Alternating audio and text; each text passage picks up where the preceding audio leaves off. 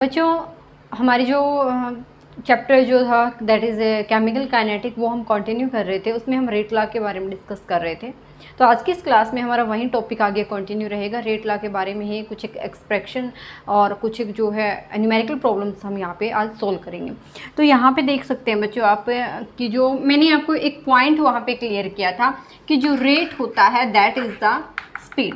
Clear, यही हमने वहाँ पे बताया था लास्ट क्लास में। तो रेट जो था आपका क्या, when chemical reaction proceed, when chemical reaction proceed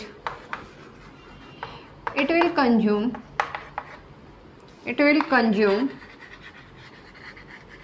time. ये जो टाइम है, जब भी हमारी केमिकल रिएक्शन जो है हमारी reactant to product, when reaction move from reactant to product, कुछ टाइम ये जो है यहाँ पे कंज्यूम करेगी, कुछ टाइम कंज्यूम करेगी। अगर ज़्यादा टाइम लेती है तो इट मीन्स हम क्या बोलते हैं, that is the low speed. ठीक है, और अगर हमारा कम टाइम में रिएक्शन में प्रोडक्ट फास्टली दे देती है तो उससे क्या हुआ, हमारी रिएक्शन फास्ट हुई। तो उसको हम क्या बोल देते हैं कि जो रेट था हमारे रिएक्शन का वो क्या हुआ, फास्ट हुआ। और अगर टाइम ज़्यादा लिया तो हम रेट क्या बोल देंगे कि वो हमारा क्या है, स्लो है। ठीक है, तो ये है हमारा बेसिकली जो रेट था। रेट हमारा क्या होगा, जब भी कोई भी केमिकल रिएक्शन प्रोसीड करती है, when two compounds, two chemicals, two any elements, molecules react with each other, they will be convert into new product. वो जितना भी उस न्यू प्रोडक्ट में कन्वर्ट करने के लिए टाइम को कंज्यूम करते, वही हमारा क्या होगा, उस रिएक्शन का रेट रहेगा। उसके लिए मैंने आपको क्लास में यही बताया था कि जो हमारा रिएक्टेंट रहेगा उसकी जो कंसंट्रेशन है उसको हम नेगेटिव साइन के साथ डिनोट करते हैं और प्रोडक्ट की कंसंट्रेशन को हम पॉजिटिव साइन के साथ डिनोट करते हैं। ये इन डिटेल में वहाँ पे आपको बता चुकी। आज जो हम इस क्लास में आगे कंटिन्यू करना है वो हमें स्टिक्योमेट्रिक कोफिशिएंट और रेट लॉ जो हमने नोट किए थे उनका रिलेशन देखना है कि इनका आपस में क्या रिलेशन है। स्टिक्योमेट्रिक कोफिशिएंट जो है वो क्या इफेक्ट डालते हैं रेट लॉ पे, बेसिकली हमें ये देखना है। तो स्टार्ट कर देते हैं जो स्टिक्योमेट्रिक कोफिशिएंट है और रेट लॉ के साथ क्या रिलेशन रहेगा। एग्जाम्पल लेते हैं, when N2 gas react with hydrogen that is converted into ammonia. इस इक्वेशन को हमें बैलेंस करने की नीड होती है, तो हम इस इक्वेशन को बैलेंस कर लेते हैं। Firstly multiplied by 2, this is the 3. now this equation is balanced.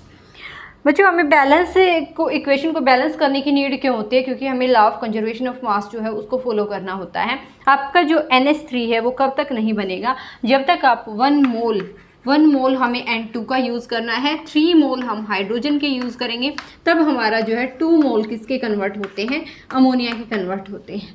Clear है। अगर आप इसको यू का यू लिखते हैं तो वो आपका करेक्ट जो है रिप्रेजेंटेशन नहीं होती, केमिस्ट्री के अकॉर्डिंग वो एक्सेप्टेबल नहीं होती। ठीक है, तो बच्चों अभी तक जो कुछ नए बच्चे हैं जो वीडियो पे पहली बार आप चैनल पे आए हैं और वीडियो को देख रहे, तो चैनल को सब्सक्राइब कर दीजिए और वीडियो को लाइक और शेयर करना ना भूलें। तो चलो देखो आगे देखते हैं। तो हमने जो है आपने 11th क्लास में भी इसको स्टडी किया होगा। इसके आगे अगर N2 गैस के आगे कुछ भी नहीं है तो यहाँ पे 1 नंबर है, यहाँ पे 3 है और यहाँ पे क्या है, 2 है। इनको हम बेसिकली क्या बोल देते हैं, स्टिक्योमेट्रिक कोफिशिएंट बोल देते हैं। ठीक है, ये हमारे क्या है, स्टिक्योमेट्रिक कोफिशिएंट। अब देखिए यहाँ पे N2 का जो स्टिक्योमेट्रिक कोफिशिएंट है वो 1 है और जो H2 है उसका हमारे पास कितना है, वो 3 है और जो हमारा NH3 है उसका जो स्टिक्योमेट्रिक कोफिशिएंट है वो 2 है। अब अगर हम इसी इक्वेशन का रेट लॉ लिखते हैं तो जो रेट लॉ है वो हमें कैसे अप्लाई करना है। रेट लॉ आप इनका लिखेंगे, कंसंट्रेशन ऑफ नाइट्रोजन, तो हमें nitrogen in reactant side, so dN2/dt ये लिखेंगे, विल बी इक्वल टू किसके, -dH2 concentration of hydrogen bye dt, small change in time, will be equal to dNH3/dt। ये है।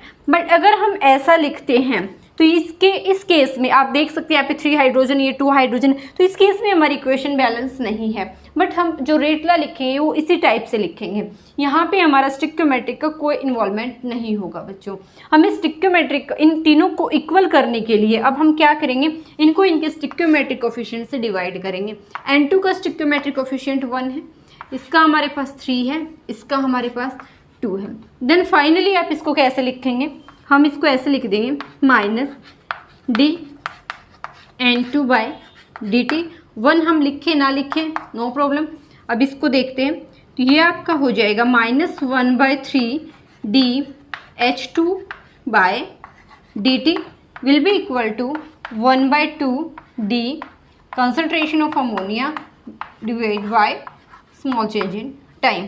तो देखिए फाइनली आपको जो स्टिक्योमेट्रिक कोफिशिएंट है उनका यहाँ पे ये यूज रहेगा।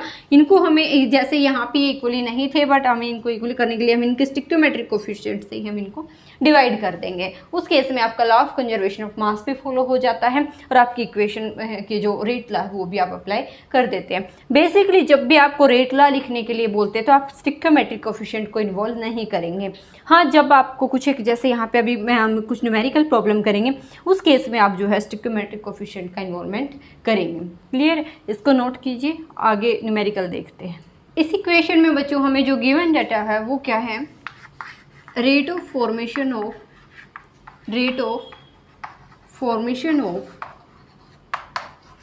NO that is 3.6 into 10⁻³ मोल पर लीटर पर सेकेंड ये है।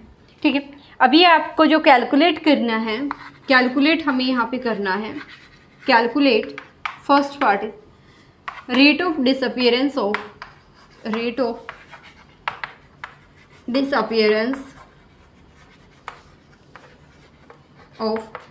NH3। अमोनिया का हमें रेट ऑफ डिसअपियरेंस कैलकुलेट करना है। And second one rate of formation of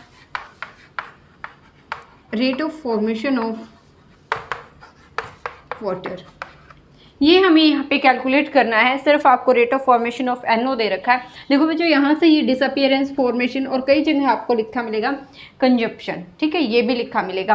तो जो आप ये तीनों टर्म्स है, कंज्यूम होना, कंजम्पशन होना, इट मीन्स आपकी जो ये डिक्रीज हो रहा है, रिएक्टेंट टू प्रोडक्ट में कन्वर्ट हो रहा है। अगर आपका फॉर्मेशन हो रहा है तो फॉर्म हमारा न्यू सब्सटेंस फॉर्म करता है, दैट मीन्स द प्रोडक्ट। ठीक है, तो फॉर्मेशन की अगर हम बात करें तो प्रोडक्ट की बात करें, डिसअपियरेंस की बात करें, हम किसकी बात करें, रिएक्टेंट की बात कर रहे हैं। ठीक है, तो हम पहले अपना रेट लॉ लिख लेते हैं इस इक्वेशन के लिए।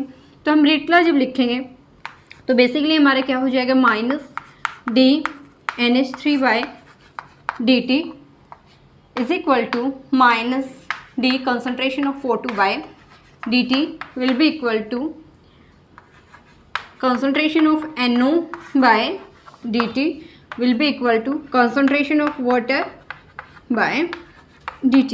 ये रहेगा। ये हमने रेट लॉ अप्लाई किया, अभी हमने स्टिक्योमेट्रिक कोफिशिएंट अप्लाई नहीं किए हैं। ठीक है, तो ये हमने सिर्फ ओनली इनका रेट लॉ लिखा अभी। तो सिर्फ उसने अभी क्या दिया आपको, देखो NO की कॉन्सेंट्रेशन दी है ये। ठीक है, NO जो है उसके जो रेट ऑफ फॉर्मेशन है वो हमारा कितना दिया है, ये दिया है, ये वैल्यू हमें उसने गिवन दी है। ठीक है, तो हम इस वैल्यू को कहाँ पे पुट करेंगे, यहाँ पे पुट करेंगे DNO की जगह पे। ठीक है, तो इसकी जगह जब हम इसको पुट करते हैं, हमें किसका कैलकुलेट करना है, डिसअपियरेंस ऑफ अमोनिया। तो अभी हम इसको यूज़ करेंगे और इसको यूज़ करेंगे जब हम डिसअपियरेंस ऑफ अमोनिया को कैलकुलेट करेंगे। तो देखो बच्चों, अब यहाँ पे आप अपना स्टिक्योमेट्रिक कोफिशिएंट दिए, क्योंकि ये हमें डिवाइड करना होगा 4 से, ये भी हमें किससे डिवाइड करना होगा, 4 से। उस केस में हमारे पास ये हो जाएगा -1/4 dNH3 concentration of ammonia by dt will be equal to 1/4 dNO by dt। ये रहेगा, ये वैल्यू हमें गिवन है, ये रही। ठीक है, तो ये हम यहाँ पे लिखेंगे, क्योंकि देखो कंसंट्रेशन अपॉन टाइम मोल पर लीटर पर सेकेंड, यही वैल्यू तो उसने गिवन दे रखी है हमें ये। ठीक है, तो हम यहाँ पे वैल्यू पुट करेंगे 1/4 इंटू 3.6 इंटू 10⁻³ मोल पर लीटर पर सेकेंड। क्लियर है। अब जो है हम अगर अमोनिया का कैलकुलेट यहाँ से करते तो ये 4 भी उधर जाएगा, 4 उधर जाएगा, तो 4/4 मल्टीप्लाइड बाय 3.6 इंटू 10⁻³ मोल पर लीटर पर सेकेंड। 4 to 4 कैंसिल, वही आंसर हो जाएगा। यानी कि rate of disappearance of ammonia जो होगी वो हमारे 3.6 इंटू 10⁻³ मोल पर लीटर पर सेकेंड ही रहेगी। क्लियर है बच्चों। अभी हम देखते हैं rate of formation of water.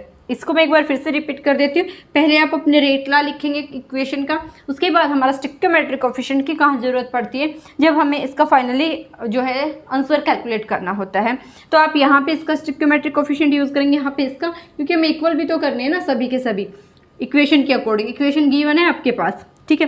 तो इसका स्टिक्योमेट्रिक कोफिशिएंट था 4, इसका भी 4 था। उस केस में दोनों का आंसर सेम ही रहा, ठीक है ना। वाटर, अब हम वाटर का देख लेते हैं रिलेशन इसके साथ। तो हमारा जो NO है वो हमारे पास ये है, DNO/dt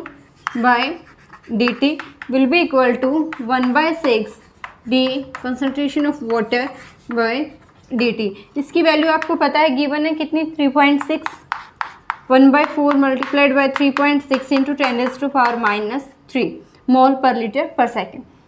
अभी हमारा ये 6 इधर है, ये इधर जाएगा, ठीक है, ये इधर जाएगा, तो ये आपका कितना हो जाएगा 9 पे, 9 6 जा 5.4 इंटू 10⁻³ मोल पर लीटर पर सेकेंड। ये आंसर हो जाएगा हमारा किसका, वाटर का। अभी देखो ये इधर गया तो हमारे पास सिर्फ ये टर्म रही, इस टर्म का रेट हमारे पास ये आ जाएगा, मोल पर लीटर पर सेकेंड। आप देखना बच्चों, आप यूनिट से भी कई बार आंसर को कैलकुलेट करेंगे। जैसे यहाँ पे आपको डायरेक्ट दिख रहा है मोल पर लीटर पर सेकेंड, तो इट मीन्स आपको कंसंट्रेशन बाय टाइम की वैल्यू दे रखी है ये आपको, ठीक है। तो यहाँ पे ऐसे ही NO ये वैल्यू जो दे रखी थी मोल पर लीटर पर सेकेंड, किसकी दे रखी थी, DNO/dt concentration of NO by time, इसकी वैल्यू हमें ये गिवन थी। हमने सिर्फ उसकी जगह वैल्यू पुट किया, उसके स्टिक्योमेट्रिक कोफिशिएंट के साथ हमने उसको मल्टीप्लाई किया। तो इस टाइप के क्वेश्चन जो है आपको ऐसे सोल्व करने होंगे, इक्वली पुट करो, इनके स्टिक्योमेट्रिक कोफिशिएंट को इन्वॉल्व कीजिए और अपना आंसर रिपोर्ट कर दीजिए। नाउ नेक्स्ट क्वेश्चन, एक आपसे इस टाइप से क्वेश्चन पूछ सकते हैं। यहाँ से जो है आपको गिवन डाटा होगा और आपसे पूछेगा rate of disappearance of A, rate of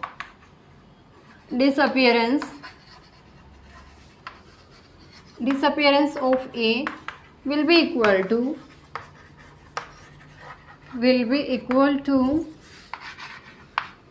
जैसे ऑब्जेक्टिव टाइप में क्वेश्चन बन सकता है। इस टाइप से पूछेगा कि जैसे फॉर एग्जांपल मैं यहाँ पे जो है एक्चुअली आंसर नहीं दे रही हूँ, वो तो हम अभी सोल्व करके कैलकुलेट करेंगे। कुछ इस टाइप से देगा, जैसे 4 times of B, 3 times of C and 10 times of D, कुछ इस टाइप से जो है वो आपको आंसर देगा। 4 आंसर होंगे, आपको उनमें से एक करेक्ट आंसर रिपोर्ट करना होगा, ठीक है। तो अभी जो है हम A का B के साथ रिलेशन देख लेते हैं, C के साथ भी और D के साथ भी, कि एक्चुअली में जो हमारा rate of disappearance of A है वो किसके इक्वल रहेगा। तो हम जब बात करते हैं A के डिसअपियरेंस की, A तो हमारा डिसअपियर ही होगा, क्यों, क्योंकि रिएक्टेंट साइड है, वो हमारा किस में कन्वर्ट हो रहा है, प्रोडक्ट साइड में, ठीक है। तो ये ब्रेक डाउन होगा, ये डिक्रीज होगा और प्रोडक्ट साइड जाएगा। तो इस केस में आप लिखेंगे कैसे, वही सेम वे आप जो है इसको, मैं यहाँ पे विद स्टिक्योमेट्रिक कोफिशिएंट लिख देती हूँ अभी तो, -1/2 concentration of A by dt will be equal to -1/3 concentration of B by dt will be equal to, ये हमारा 1/2 है, 1/2। तो देखिए इसको आप जब इसके कंसंट्रेशन के साथ ऐसे डिनोट करेंगे बाय dt बाय 1/2, तो अब ये 2 ऊपर जाएगा, इसके साथ ही यहाँ पे मल्टीप्लाई में आ जाएगा, ठीक है। इस केस में अब हमारा इक्वल टू हो जाएगा 1/5 D concentration of D by dt, ये रहेगा, ठीक है। अब हम देखते हैं पहले A का जो है B के साथ रिलेशन देख लेते हैं। A का B के साथ रिलेशन क्या रहेगा, -DA by dt will be equal to 2 उधर जाएगा, 2/3 dB बाय dt, यानी कि 2/3 टाइम्स ऑफ B। ये हम यहाँ पे आंसर रिपोर्ट कर सकते हैं, 2/3 टाइम्स ऑफ B। अगर हम बात करते हैं dA बाय dt C के साथ, तो C के साथ ये 2 उधर जाएगा, 4 टाइम्स हो जाएगा, 4 dC बाय dt। ये हम क्या आंसर रिपोर्ट करेंगे, 4 टाइम्स ऑफ C। क्या होगा, हमारा जो डिसअपियरेंस ऑफ A होगा वो किसके इक्वल होगा, 4 times of concentration of C, या 4 times of rate of formation of C, ये ऐसे हम बोल सकते हैं यहाँ पे। अगर D के केस में देखें तो D में आपका क्या हो जाएगा, -DA बाय dt, वही हमारा 2 उधर जाएगा, तो 2/5 times of rate of formation of D। Clear है। तो इस टाइप से रिलेशन आपसे यहाँ पे ये भी ऑब्जेक्टिव टाइप में पूछ सकता है कुछ नहीं बच्चों, सेम वही करना है, स्टिक्योमेट्रिक कोफिशिएंट का यूज़ करना है, आपस में क्रॉस मल्टीप्लाई करना है और आपको जो है ये आंसर रिपोर्ट कर देना कि एक्चुअली में क्या आंसर रहेगा। तो आगे देखते हैं। क्वेश्चन थोड़ा और जो है डायरेक्ट नहीं इनडायरेक्ट वे में भी पूछ लेते हैं कई बार।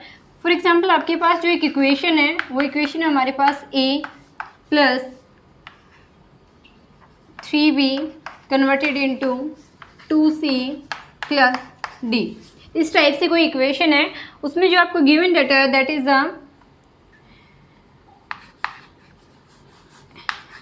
ए की जो कंसंट्रेशन है वो 0.01502 0.0135 मोलर में कन्वर्ट होती है इन 1 minute.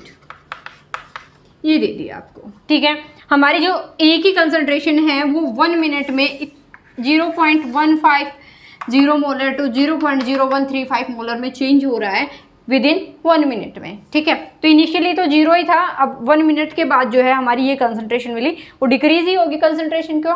Because a in the reactant side. Clear है। अब आपसे पूछता है calculate rate of formation of C, rate of formation of C, ये पूछता है, ठीक है।